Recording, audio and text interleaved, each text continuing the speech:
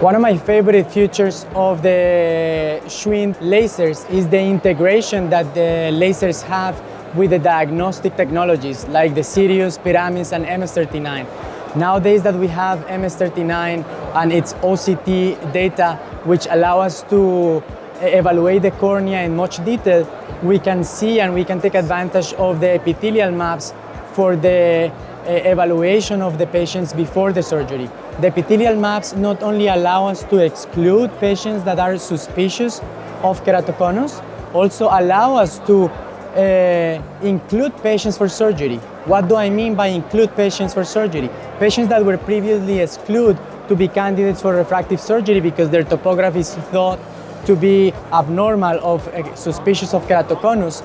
But we do these maps and we see that these maps have a thickening or hyperplasia of the epithelium inferiorly that help us to identify that is not a suspect case of keratoconus and is just caused by the changes of thickening or hyperplasia of the epithelium. So it also allows us to include patients. Nowadays that we have the MS-39 directly connected to the Amaris, it also allows us to have individualized ablation profiles for the epithelium. Before we were treating all the patients in trans-PRK with the same corneal with the same epithelial thickness in the center and the periphery, based on a population study, but not with the individual epithelial thickness of that patient.